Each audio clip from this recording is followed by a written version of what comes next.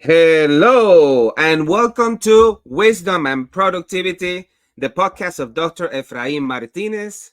I am a principal in search of wisdom, and I have found productivity to be a great tool for success. Picture this. This book opens with an electricity moment. It plunges us into the riveting experience of school principals and superintendents. We are first introduced to Glenn, navigating the minefield of a tense board meeting where tough decisions loom large. Then, seamlessly, we transition to Danny's narrative, where he grapples with an ever-watchful supervisor, scrutinizing his every step. How do these leaders confront such daunting realities? Enter the book on staying calm in the chaos, a beacon of guidance, equipping us with the tools to maintain composure amidst the storm. Today in the show, we have Danny Bauer, who is a 3 times best-selling author and host of the Better Leaders, Better Schools podcast, and Glenn Robbins, who is an award-winning principal and superintendent of the Brigantine, I think I mentioned that correctly, public school district in New Jersey. Gentlemen, how are you? We're great. We're excited to be here, I think. Right, Danny? Awesome. Always happy to be with you, Glenn and Efrain. I mean, we get to talk. This is exciting. Glenn, you need to add best-selling author to your bio now because that's true. Ooh. So congratulations. Ooh. Best-selling author. We are so fortunate to have you both here. So let's begin. I had the luxury of reading this book via my favorite method, which is Kindle. I was like underlining so much that at the end I had to compress. So here are the questions I have about the book. So let's begin with number one. In the tumultuous landscape of educational leadership, how can Stoic wisdom guide principals and superintendents to maintain composure and lead effectively amidst adversity? It's a great beginning question. Yes, I say he's not messing around. We're into the thick of it right away, Danny. Yeah, jumping right in. Yeah, now good morning. How you doing, guys? So, some I'll say. Seneca said, "If you don't know to which port one is sailing, no wind is favorable." And the way we tried to package this book is to look through the four Stoic virtues of wisdom, courage, justice, and temperance. And not that that's necessarily a vision, but they're guardrails. Almost like bumpers on a bowl. Remember bowling, right? As a kid, they put bumpers on there so you didn't land in the gutter. And so I think when you start to investigate what these virtues are all about, it's really about, stopping this sort of low performance, stopping any catastrophic events, so that you don't end up in the gutter. The inverse is also true, though, right? So it's easy to think in school leadership because stuff is very challenging, very difficult. Um, the negative side of things, that could really bring me down. But at the same time, when things are going really great, right? All the winning that you're doing, all the success, which does happen in school too, you don't go too crazy that way either with a big ego or make mistakes out of success as well. So I see it as guardrails. But Glenn, what do you think?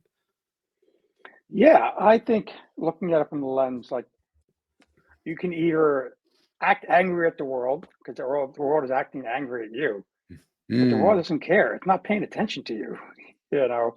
So I look at it like from the lens that, one of Marcus's quotes, he talks about when you wake up in the morning, you tell yourself the people I deal with today will be meddling, ungrateful, arrogant, jealous, and surely. And it goes a little bit deeper than that. They're not really sure, why they see the world this way. But being a school administrator is probably one of the most amazing jobs in the world, and also probably one of the hardest jobs in the world. Because the second you turn from smiling to a straight face or something else, your staff is seeing that, your kids are seeing that.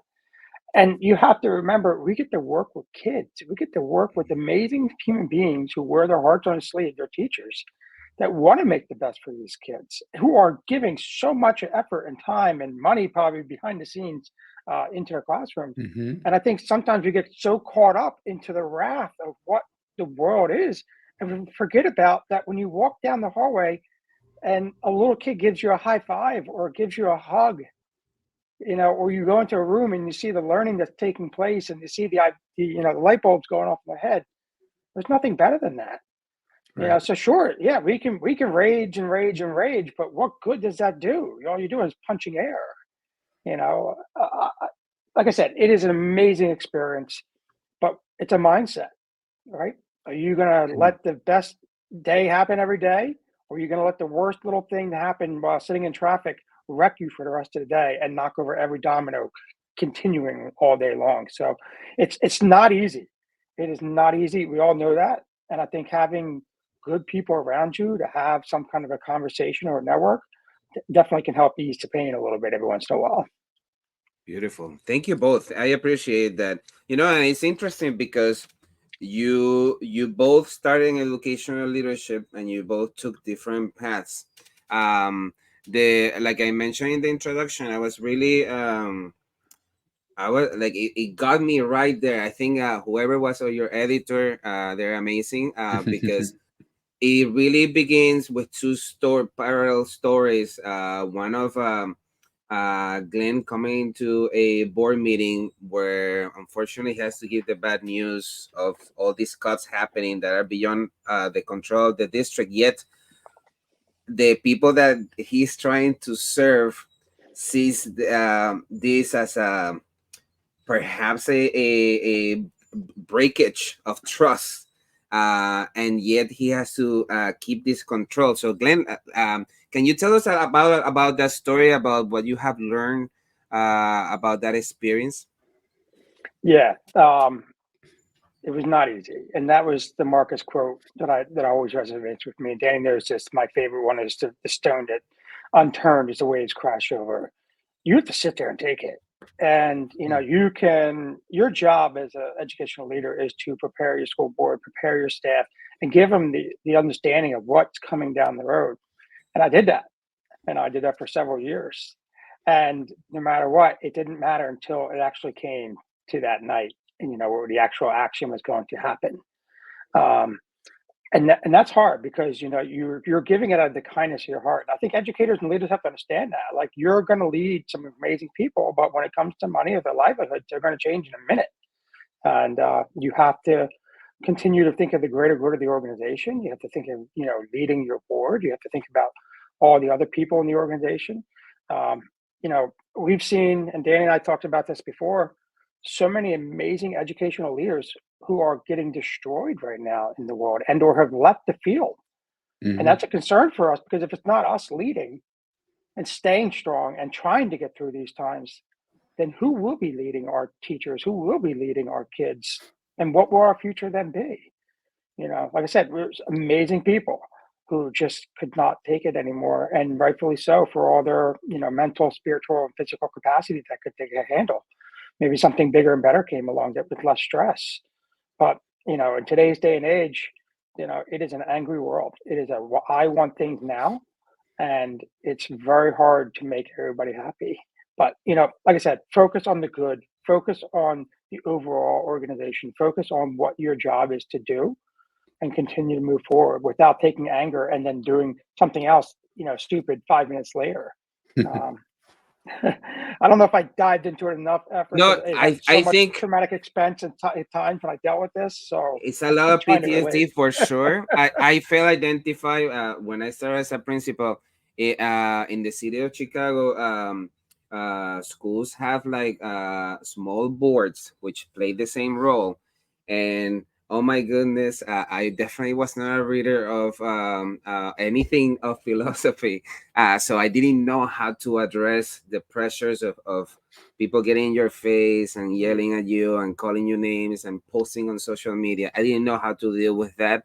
But that's why we have books like yours that allow us to see things from different perspective. I mean, in your case, your story is very intriguing at the beginning as well, because, Hmm. and I also feel identified because I have felt at some positions that I have had where every single step is being tracked, and it's like Yeah. there, everybody is like, oh no, one person is waiting for me to spill my coffee to say, you see, Yeah. you're bad. Can Yeah. you tell us about your story and how you apply any of these teachings into your beautiful outcome? Because you ended up opening a Mm. different door that you didn't know was waiting for you. Yeah, that's a good point. I'm gonna touch on that, Ephraim. But the other thing I want to point out, what Glenn said, talking about the current world and how tough it is. Maybe it's always been that way, right? And so what Stoicism does again is helps you figure out how to navigate those turbulent waters and challenging times. Or the local school council, that's what you're talking about in Yeah, Chicago, where yeah. they're in your face. Glenn is way more a student and much more wise when it comes to like Stoic history and stuff. So I can't give you all the details that he can. I know the big ideas, but one thing that he's taught me too. You have Marcus Aurelius, which he quoted earlier in this show, right? Talking about people's sort of basic attitudes towards you. And here's the Roman emperor, right, who's dealing with the same stuff that school leaders are dealing with today, and this was thousands of years ago, right? So that's one reason we really enjoyed bringing this book too, to the marketplace, and to ruckus makers, as I call them in education. This is timeless wisdom. And to your question, it's actually where I was introduced to philosophy, because at the time I was a principal, and I don't know what happened, but overnight a relationship that was really strong, very positive, seeming in lockstep, like my supervisor and we saw eye to eye on everything, and then all of a sudden, overnight, I have deep concerns about your leadership. Deep concerns. Well, tell me, please, right? I want to get better. And reflecting on it, I know that I can improve. To this day, I still have areas where I can grow. But I knew in that moment that something was off with that comment, because nothing had changed about me. But our relationship had changed, and the feedback I was getting, it was all very strange. So I think in closing, in terms of unpacking this situation, I had a choice. I could start to play a bit smaller, and I did for a minute, to be honest, right? Yes. I could get really upset and think about, like, how could I even get back at them? I went there. I was in a super dark place, for a while. But the book that landed in my lap, I'm so thankful for, was Ryan Holiday's "Obstacle is the Way." Right? What a beautiful framing of challenges that we are guaranteed an experience to have. We're going to get sick, right? We're all going to have an expiration date, so to speak. we're going to spoil at some point, and tough things are going to happen. Good things too. And again, it's these bumpers, these boundaries, these guardrails, and how to deal with it. But the framing of the obstacle as the way is essentially, how do you turn this challenge into an opportunity? So I just figured, hey, listen, I could see the writing on the wall, to be honest. You know what I mean? And so I figured, well, let me ride this out and make it, the best I can in the limited time I have, and make the change that I knew that I could make with the influence I had, right? And then as well, the feelings of poor Danny, the feelings of, well, I'll show them and get them back, those started to melt when I flipped my mindset to opportunity. And I'm so thankful, because what I realized is that if I had been successful there, right, we probably wouldn't be having this conversation right now with Glenn and Ephraim. It wouldn't have happened. And that's just another way that my life could have gone. But doors have been opened, right? And my influence and my ability to help other school leaders, right, has greatly expanded all because of that terrible situation. Because what it taught me is that I need to go all in on myself, right? And Better Leaders, Better Schools became my full-time thing. And look at us now, right? So here we go. Amazing. Thank you so much, both of you. So, reflecting on the concept of ataraxia or inner tranquility, how can Stoic practices assist school leaders in finding peace of mind despite the chaos and unpredictability inherent in the education system? You want to chime in on that, Glenn?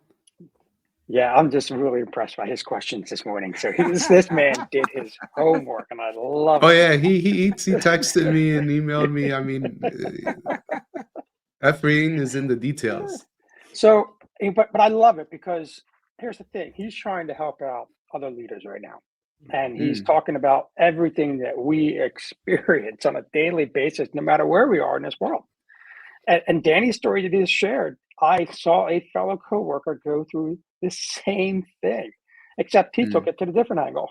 And he didn't take it to the obstacles away. He took it to that dark place and just continued to be naive and not realize that, his time was coming to an end soon there.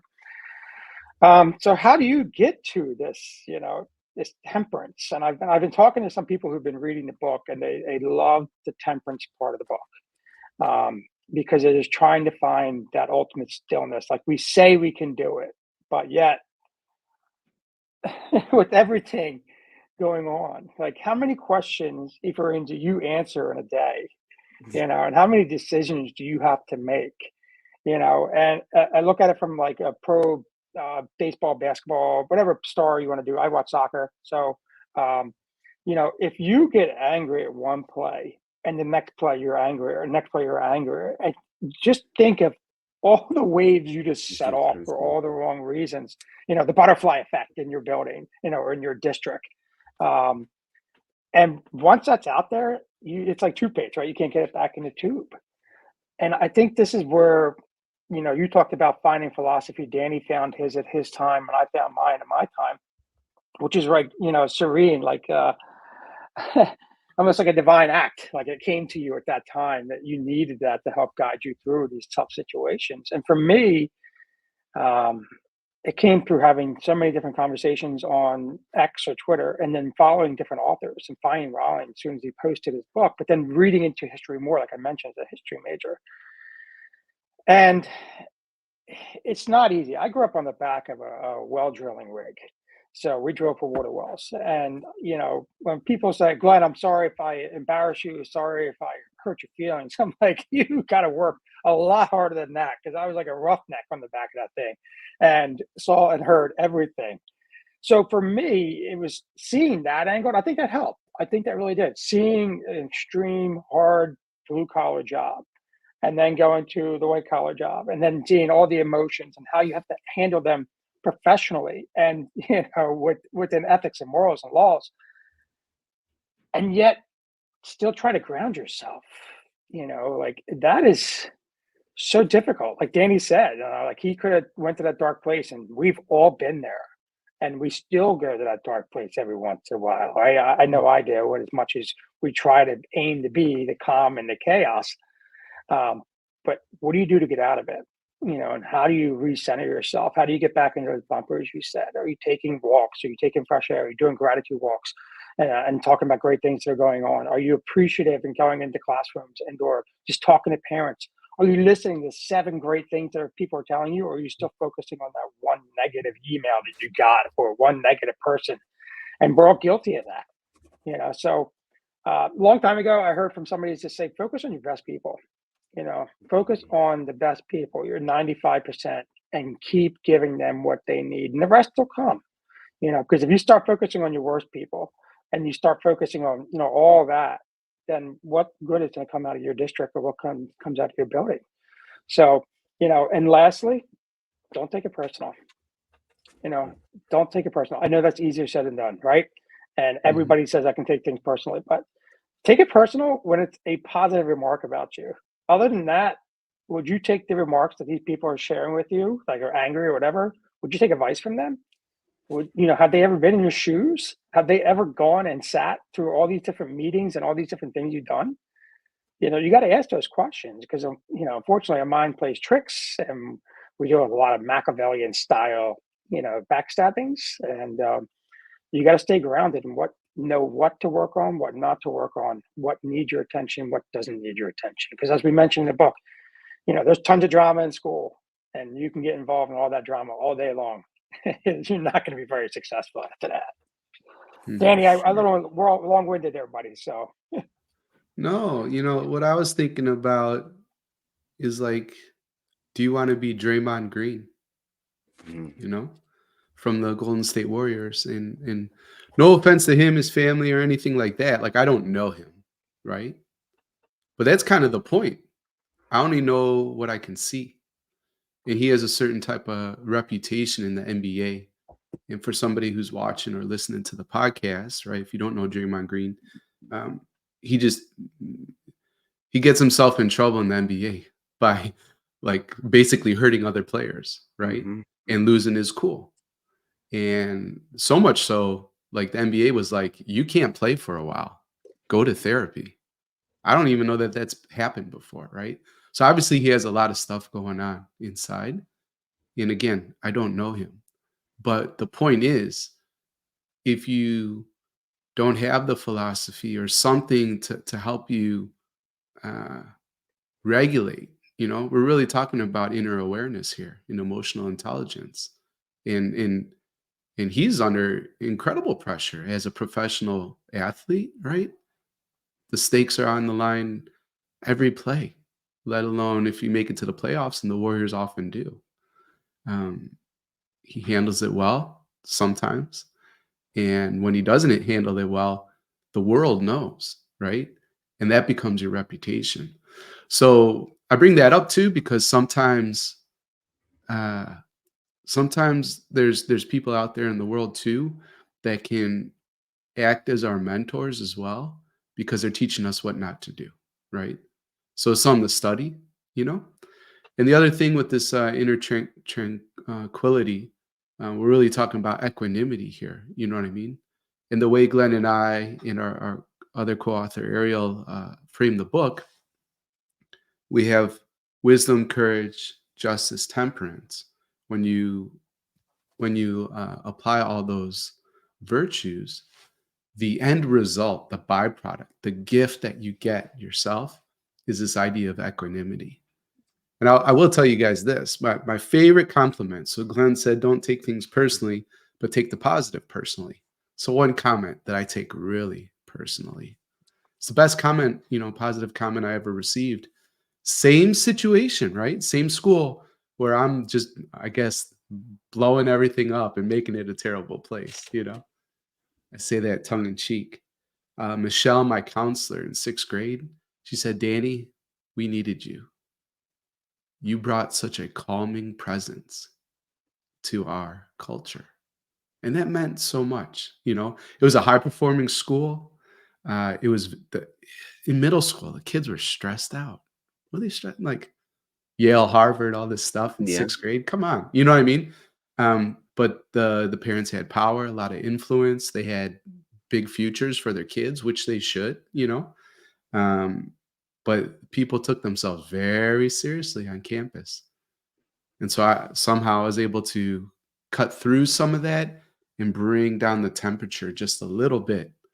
Maybe that was enough to unsettle some people, right? I don't know.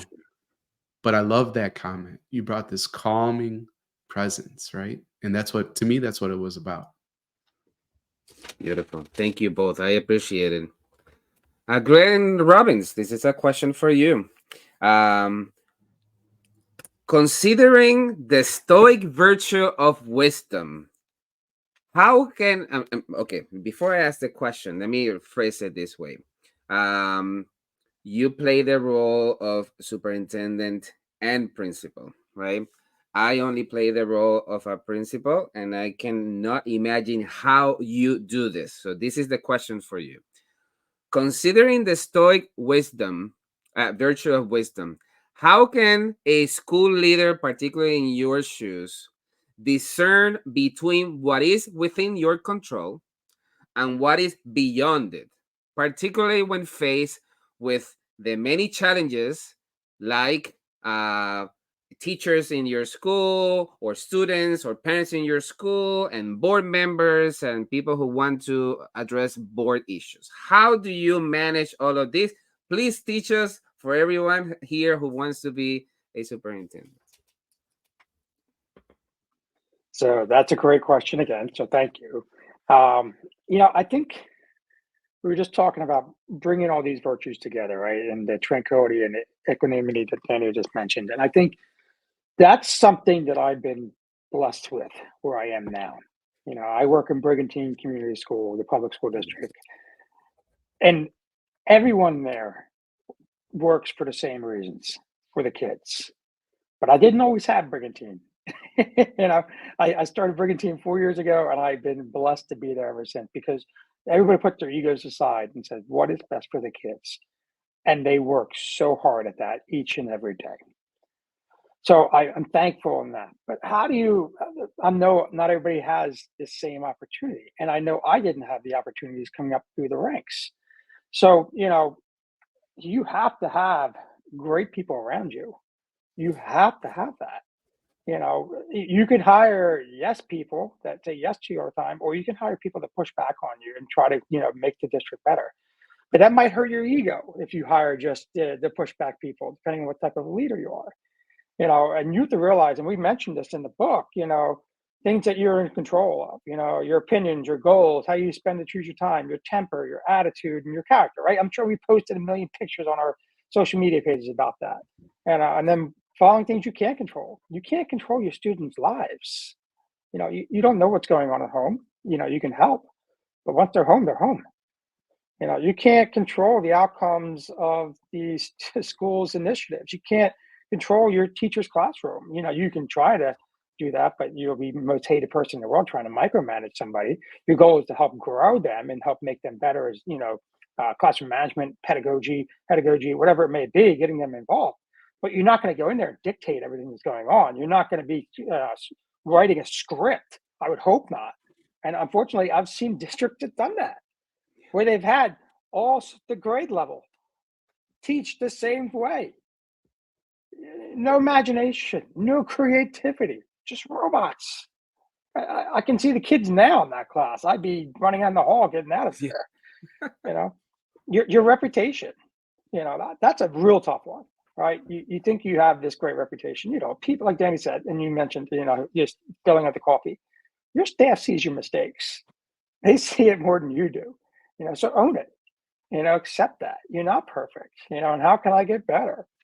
You can't always control your policies that you have. You can make a suggestion for change. You can work through that and pitch these ideas. But depending on where you are, you might not be able to do that with your school board or your superintendent.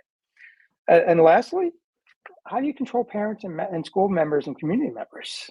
We all have those favorite Facebook pages or social media pages that tell you how much they love you, for all the sarcastic Jersey reasons that I'm saying right now. But, it goes back to, are you strong enough to have a diverse team that's going to make you better? Are you strong enough to have those intentional conversations with each and every constituency? So I am responsible for our students, our staff, all of our staff, not just the teachers, right?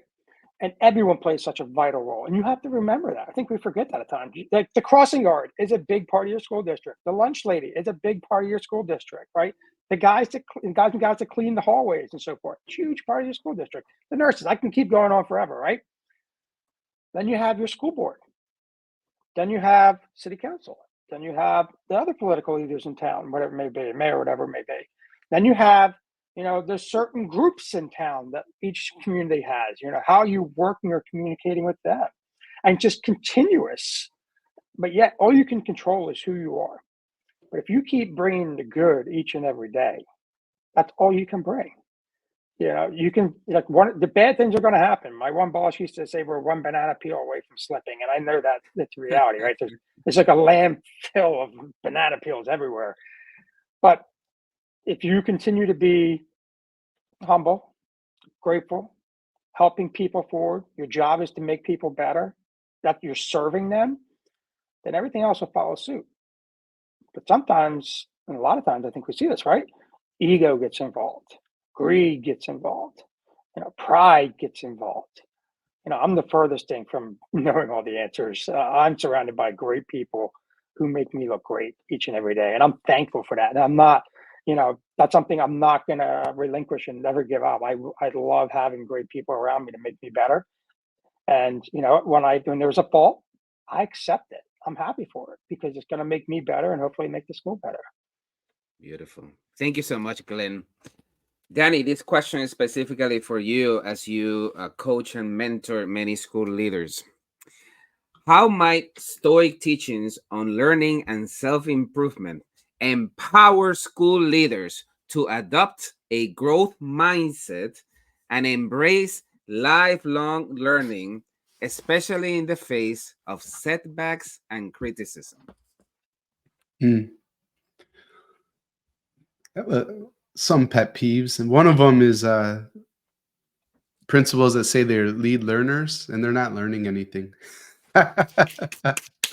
What in the world, right? All you doing, like, I know you, and you told me you don't even read. So, maybe if they would start a podcast, right? And wisdom and productivity, or better leaders, better schools, or whatever, and have these great discussions. And honestly, speaking of podcasts, that's why I started. I'd love to hear, Ephraim, why you started, but to me, I knew I had leadership gaps, right? And one of my answers to filling or trying to close the leadership gap was to talk to the Ephraims, to the Glens of the world, learn from their stories of success and failure, and most importantly, take action on one idea. Because I like to say ideas are great, but not the greatest. You have to apply those things, and take action. So that's an important part of learning. But I think you were talking about the challenging times too, and the failures and that kind of thing. So let me tell a story about one of my coaches these days, and Dan Sullivan started a program called Strategic Coach. You and I might have talked about this before, maybe, but I don't remember. And he's written some books in the mainstream right now that are quite popular. Two big ones that people might be familiar with are these ideas. They're great. 10x is easier than 2x, and who, not how, right? But to answer your question specifically, Dan created a tool. He's into tools and has inspired me to create a bunch of tools. But he uses himself as sort of as a laboratory, an experiment. Can you imagine on the same day getting divorced and going bankrupt? How would you feel, right? And so Dan was like, I don't ever want to experience this again. So what can I do, to learn from it?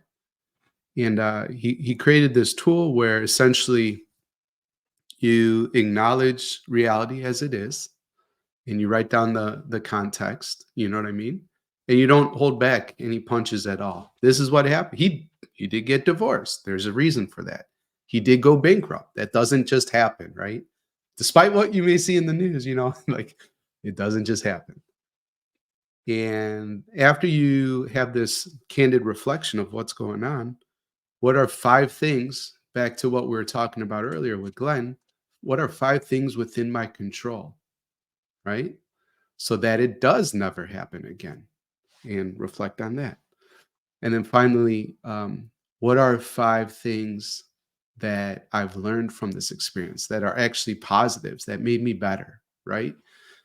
And if you think of like really challenging times and failures and that kind of stuff, it's hard to dig deep and find out like the positives, but talk about learning, back to obstacles of the way. Like, here's the thing. No, nobody's perfect. I don't know about you guys, but even, I've been to therapy and that kind of thing. And Me too.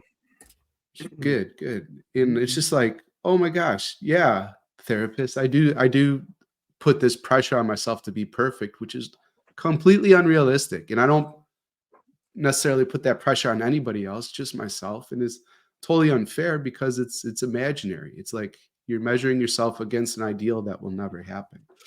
So anyway, confront reality, look for the positives, look for the learning moments. And if you do that enough, right, imagine all the growth that you're going to have. So that's something that, I encourage school leaders to do. I teach them that tool all the time. And it's fantastic. And then think about this too.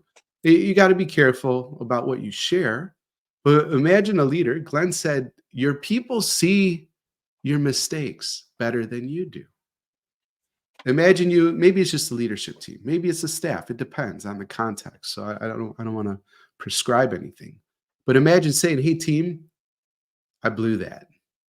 Here's how I read the situation, right? Here's what I think happened. Here's 5 things that I'm going to do moving forward so it never happens again. Here's the 5 things I learned. What did I miss? Did I miss anything that you want to teach me in this moment? Imagine a leader who can do that. Wouldn't you want to be a part of that team? So, yeah, that's how I Absolutely. think about it, Ephraim. Beautiful. Thank you so much. One of the endorsements of your book by Mike Lowenfeld, he was my boss at some point, and he was in my podcast, and he told me one of the biggest lessons I ever heard is embrace criticism. Doesn't matter from who it's coming from. It can be either who loves you or someone who hates you. Just evaluate the criticism. There might be something there that you can learn. I appreciate both of you. Let's take a quick pause to praise the Teach Better community. This podcast is a proud member of the Teach Better Podcast Network. Better today, better tomorrow, and the podcast to get you there. Explore more podcasts at www.teachbetterpodcastnetwork.com. Now let's get back to the episode. So let's talk about the concept of justice. How can school leaders balance the demands of various stakeholders while upholding ethical principles and prioritizing the common good of the school community? One thing I'll just say very quick before Glenn jumps in, the piece that I mentioned about resisting vengeance is an important part that we include in the book. And Marcus Aurelius, back to quoting him, he said, leave other people's mistakes where they lie, right? So one reason I think we seek vengeance and that kind of thing is, again, taking it personally, but carrying that harm or perceived harm with us for far too long, So what would it feel like to just let it go and to keep moving forward? So that's something that I want to say about justice. Glenn, you have anything to add to it? Yeah, so that's the great part, and that's the later part in that chapter that Danny just mentioned that really dives into it, because the justice of resistance and revenge is not something we would recommend to any of you. I think it's also being kind, being humble, being grounded. You mentioned all these things that Danny and I have been successfully recognized for in the past, but I look at them as like just another alphabet to my name, and or another thing collecting dust in the back of my office. It's great and all, and my team is the one big reason why I get these things, but I have to realize that no matter what accolades come my way and or don't come my way, my job and responsibility is what is the greater good for our kids. Where are they coming from? Where are our staff members coming from? And how do we continue to make them better? You think about, you're trying to make a better school, but how do you do that when, some of your kids are not eating in the morning before they come to you? And, or, are you recognizing their religious beliefs and backgrounds that they're not going to eat during the school day, or they can only eat certain things? So, and not just a small 1% of what we do each and every day, but, it's thinking about the justice of education for all of our particular students, all of our staff members. Each of them brings something dynamic to our district. And how do we recognize them and help them go through the day and celebrate them for who they are? And not just, this person gets this because of that. No, it's everybody. All means all. And um, I think we lose concept of that sometimes. I think we allow national media to allow the things to blow up sometimes on that. And I think as long as you control what you can control, which is being loving and caring to these human beings to come to your room every day, you never know what you're going to do moving forward. And to Danny's point, with revenge, it's just thinking about this. Like in the one part of the book, we talked about Cato, and Cato gets punched in a bathhouse, and the guy that does it doesn't know it's him, and then finds out like a little bit later it's him, and he's like freaking out that he punched Cato of all people, and Cato is like, yeah, he punched me, like it happened, and he wasn't doing it to be an arrogant person, like it wasn't a hard punch. It was being mean, like, I've already moved on. Like there are bigger, worse things to deal with, and I'm not just going to focus on this one little thing. And I think that's we're all guilty of that sometimes. That we want to punch back right away, and or, is it really worth your time?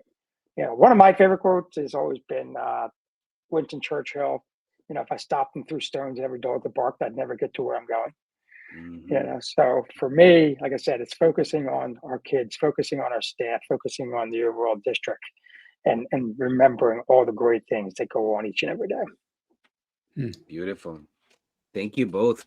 Let's talk about courage, the value of courage, especially in an era of school shootings, of traumatic events, of supporting educators who feel society is stepping on them. And yet we have to somehow inspire them and coach them to confront those challenges in order to affect that positive change.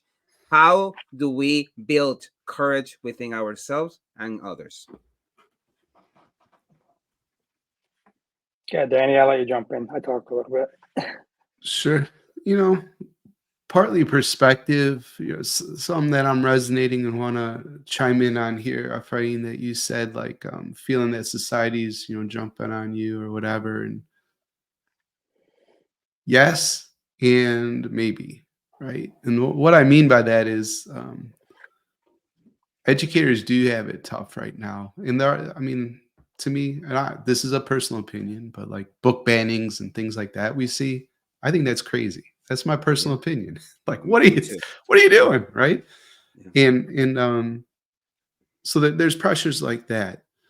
But maybe, if I was sitting with you and you're a teacher and you're like talking about all the stuff that's getting you down, I would say, well, show me where that society is, like right here in this moment right now. You know what I mean? Like it's almost like the boogeyman. It's like out there, but is it here? And again, it's like confronting reality. And so I'm not talking about like ignoring the pressures that might be out there. But if you're leading a school and you're creating a space where, Glenn said there's districts that prescribed all the curriculum. If that's not your school and there's creativity and imagination and autonomy and that kind of stuff, right? If you're not banning books or whatever, you know what I mean? You have created, I don't want to call it a bubble, but you've created an environment that is different than what you might see on the news and that kind of thing. So it doesn't mean that the stuff that's happening out there isn't real, but is it real right here? There's a mental model that's called the map is not the territory, which is one of my favorite mental models. And the idea is that, like, I don't know about you guys, but whether it's a map in your hand, like the old school days, or Google Maps, Apple Maps, Waze, you can use that and get lost still. And how's that possible? Well, that's possible because you were following directions that weren't linked with actual reality where you were located. And so I like playing with those ideas quite a bit, because again, I think that's back to also what's within your control or not, So it would depend, and you feel free to throw out a specific scenario, but that would be one way that I would deal with it. And I would be, I'd be curious. I'd be asking a lot of questions to that teacher who might feel, society. Yes, and where's that right here, right? Or are you bringing it here in your mind, in your heart? You know what I mean? Yes. Like, yeah. So I hope that's making sense. Beautiful. Yeah, so I'll add on to that. Please. One quote from Seneca: "If you really want to escape the things that harass you, what you're needing is not a different place, but to be a different person." Mm, So we think about courage and courage, because everything, there's, like Danny mentioned, obstacles the way earlier, right? So anything that comes to you, you can look at it as like a detriment, or you can look at it as an extreme opportunity. How do you adjust, and how do you make this better? Like you mentioned earlier about Mike Lieberfeld giving you advice about criticism. Most people turn that off and run the other way and ignore it, and then just let it bottle up, and then the meetings get uglier and longer, and then you probably don't have a job much longer. But if you look at it from that lens and actually have a conversation with those people, why do you feel this way? And what can we do differently? I think that's the one thing I enjoyed about reading about Seneca, and the one book, Dying Every Day. I don't know if you've read that. If you read it, Another it's an one. amazing book. It's about how Seneca deals working with Nero, one of the most deadliest emperors of all time. And what he knows by this is, like, he's the emperor that brings back, I'm sorry, the mom brings back Seneca to train him, to tutor him to Nero. Nero obviously doesn't get this. Nero ended up killing his mom, kills like a bunch of other people. He even kills a young kid, and then invites the father to dinner that night, hoping that the father says some remark that he can kill him too. Like he's just doing this all for fun. And and I'm not relating this to school in this way, but this boss is crazy. And, Seneca's like, all right, I can stay with him and I'll prosper and I'll rise up, or I don't, and he kills me. So everything I'm doing one way or another, if I try to give him advice, he might kill me. If I don't give him advice, he's going to kill me. How do you navigate those fields? And I took it from the lens, like, of working for some anti-heroes and for some really bad people. Like, are they going to destroy my career? Are they going to put me out there that no one's ever going to hire me again, that I can't branch out and do something different? So it made me think about emotional intelligence a lot more and deeper dive into that. But, going back to Danny's point with that courage is seeking out the advantages or the opportunities that come from it. Most people, I look at it like COVID was awful and, brought so many deaths to so many people. But from a perspective of where our leadership was in our school, it brought our team together. It brought our community together more than ever. It brought our school to higher heights than before because we were able to transform and move forward. So instead of saying, woe was us, then we led the country in unforeclosed homes and unemployment, and had all the other things going on in society. We said, how can we make this better? And I think that's going back to my first quote, right? You can't escape to someplace else. People take expensive vacations to get away from themselves, but yet themselves are still there. You have to look at it from a different mindset. And I think that's ultimately what it is what is your mindset? Beautiful. Beautiful. Thank you both. Let's talk for a moment on the productivity part, on how to actually do this. So managing anger is a stoic way of addressing things. But we tend to believe that being stoic means that nothing happens to you. You don't feel anything. You are unfazed by everything. And obviously that is not.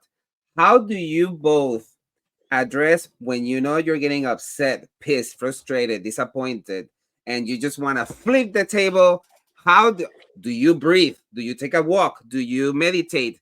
What is that you do? What advice do you have for those on the trenches who are going through the same things?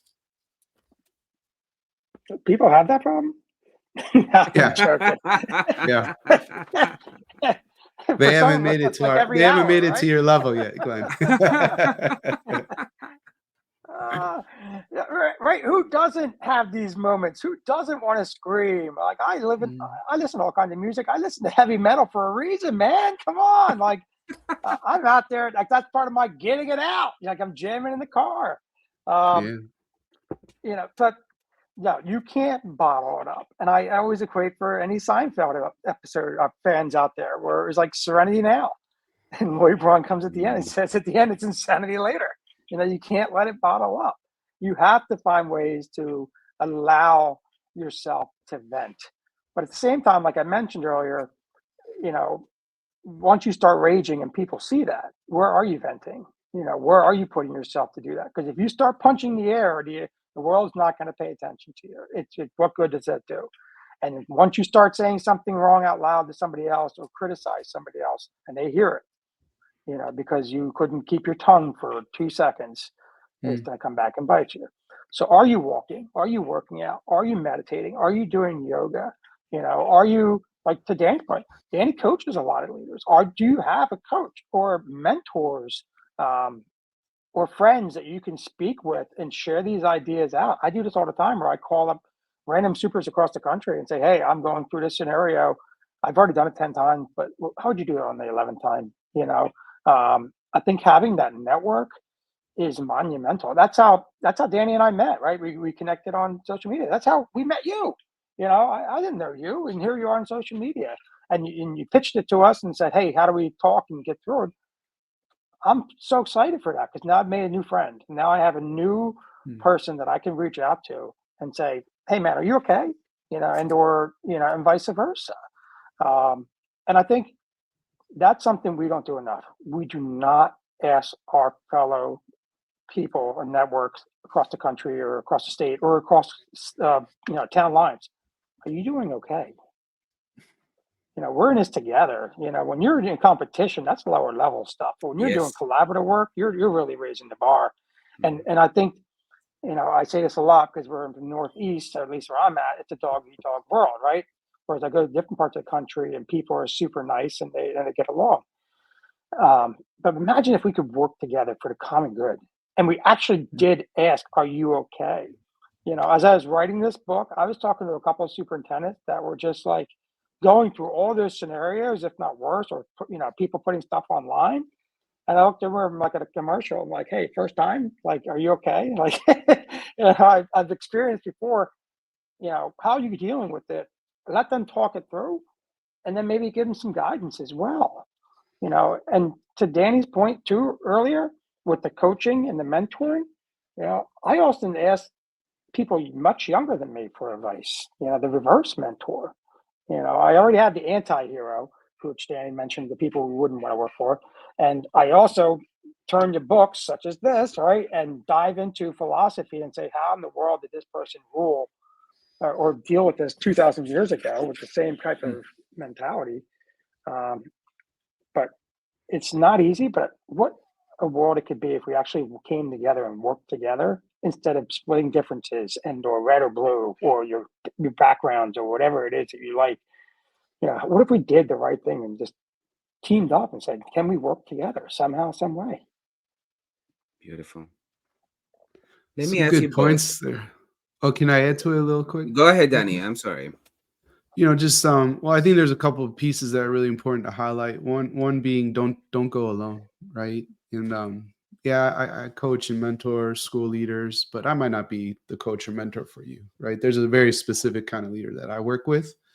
In any ways, I just know that isolation is the enemy of excellence, as Greg Sacicoli says, right? And what I say is when you get better, everybody wins, right? And I know that we're better together.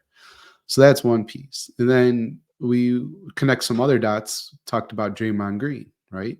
He succumbs to anger. And Glenn brought in the story about Cato getting punched in the face, right? And he's like, oh, did I get hit? Right? So there's different responses that you can have. We wrote in the book that anger is the punishment you give to yourself for somebody else's mistakes.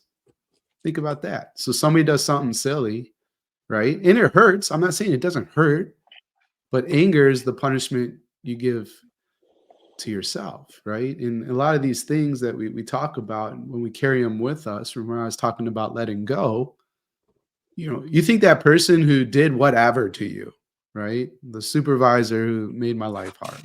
If I was still dwelling on that, you think she's not thinking about me right now? You know what I mean? but I could be carrying something from years and years ago that's like messing up my right now with Ephraim and Glenn. No, like that'd be silly. My last thing I'll say is that it depends. It's a worldview. Philosophy, right? It's a worldview. So you can accept it or not. And what I tell everybody, especially when I'm coaching them, it's worked for me, it's worked for other people I've coached, but I don't know if it's going to work for you. Let's talk about it. Try it out and see. And if you don't get a result, then say, okay, Glenn and Danny, Ephraim, they don't know what they're talking about. I need to find something else. Or try it out and say, wow, this produced a positive result. So my point there is the worldview is that anger is the opposite of strength, right? So if you want to consider yourself a strong leader, then when you succumb to anger and those kind of things, you're actually being weak in that moment. Is that what you want? For me, no, I don't want that. So I got to figure out different ways. And you asked, how do we deal with it? Yes, to walking. Yes, to lifting weights. That's a great way to work out some stuff, or long runs, right? I think Ephraim, you've run before too. Meditation, absolutely, right? So these are journaling. We talked about, learning from mistakes. So those are all great ways to process it. Thanks for Danny, I have to letting me tell jump you, in. I will have loved to see my principal going through with a skateboard to the school. So Yeah, that's I'm sure another way to let all that stress go away. sure, So absolutely. in Marcus Aurelius' meditations, he begins thanking all these mentors, right? And it says this Mm. precedent of what you guys have just mentioned, that this is not a alone party. This is you with everybody else. Who are your main, and there's only so much time in which you show, one or two influences or mentors Two, that for two. you to be grateful that you want to mention on the show? Ooh, just two. That's how I learned about Epictetus, by Marcus Aurelius mentioning him. I was like, Mm, oh, that name sounds interesting, right? Like, so who knows, by the mm. two or maybe three that you mentioned, the listener of the show might say, who's that guy? And they might read their book or see their influence in the world. Mm. So I have two. uh, First, and there's so many amazing people who helped me out along my journey, right? So let's not sell that short. I'd say first would be Bob Gargiulo. He's a retired superintendent now. You probably won't find him on social media, but he helped me change to who I am in so many different ways. And then the tag team, it's Mike and Nick. So Mike Lieberfeld and Nick Polyak, because they're together all Oh, the yeah. time. So that counts as one. They have been monumental to me throughout my journey through social media, long before I was even a principal. And Hmm. so I'm always grateful for those individuals. Beautiful. Right. And Danny? Well, I mentioned Dan Sullivan earlier, so I'll mention him as strategic coach again. And, listen, they mostly help businesses grow, right? But they have a ton of thinking tools and stuff like that I think school leaders might find relevant as well. So I'll just mention them. Like their program isn't for them to join, but if you check out their content, I think there's useful stuff, and that's something that I love to do. Right, learn from other industries and build that bridge to implement it into school.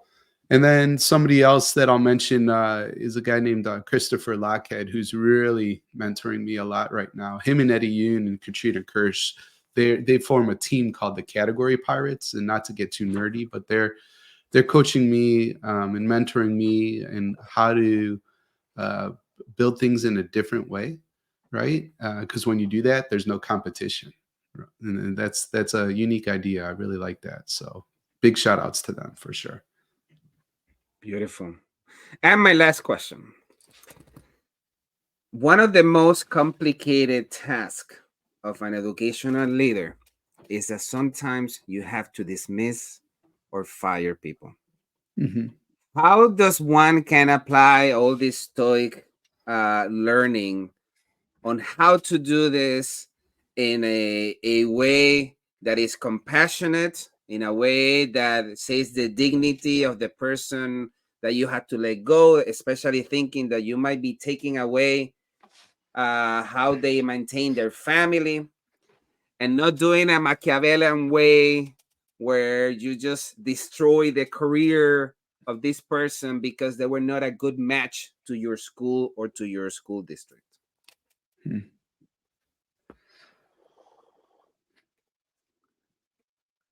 That's the worst part of the job. I don't know how many times I've had to go through that process. I remember being a first or second year assistant principal in a building with over 300 plus people. We had 2,700 kids. And the state had just came out with a brand new budget process that was going to decimate numbers. And I had to hand out pink slips, the possibility that they might be getting laid off, or at least talked about in the board meetings to come about the budget. So over 100 plus staff members in one day. And that was my directive from my boss. You have to do it all in one day. And it is never easy. No matter how you go about it, try to be compassionate or empathetic. Someone's going to look at you, you're evil, and you're just not a good person. You destroyed my livelihood. And I think that's the part where you have to have some kind of temperance. You have to have some type of wisdom to know that, and courage to do. It's the worst part of the job. But at the same time, your overall responsibility is what? The organization and or that building.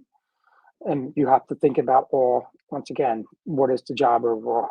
And what is the job overall is to give the best possible learning experience to our children and to create the best possible culture for our staff. So that one, I highly recommend talking to other people on how they've gone through it. Because like I said, I've done it too many times to count. And each time, those are the things that weigh on me. We talk about hey, being stoic and cold. I wear my heart on my sleeve still. And those are the things that really still hurt me internally that I cannot really move on from, because I feel like I failed. I couldn't do my best to get them to where they needed to be, or I should have did more. Whereas I worked with a lot of people that said, here you go, thank you, goodbye. I don't want to be that guy. So yeah, I don't think I have a perfect answer for you, except seek out advice, seek out legal counsel as well. What the recommendations be. Work with your school board, and your boss, if it's superintendent or principal, when you're going through this process. Get some kind of maybe a script or whatever it may be, but try to humanize it. Try to be somewhat compassionate. Sorry, guys, that's a tough one. Yeah, it is, absolutely. Yeah, but why sugarcoat something that's never going to be easy? You know what I mean? So it's back to confronting reality. So I think great advice there. And again, connecting, right? Like not doing it in isolation, although you might have to deliver the information potentially independently. I think, back to the wisdom piece, having some discernment around, is it a budget cut thing? Like it actually has nothing to do with the person or their performance. It's like out of our hands. And there's a way of thinking about that. Or is this somebody who's actually like, ineffective as a teacher or potentially harming kids? There's different scenarios of this as well. But at the end of the day, like having the wisdom and compassion to I think shooting straight, so to speak, right? People say that but don't try to like feedback sandwich it or like get to the point. It's not going to be easy for them. It's not going to be easy for you. Don't think that it will be, right?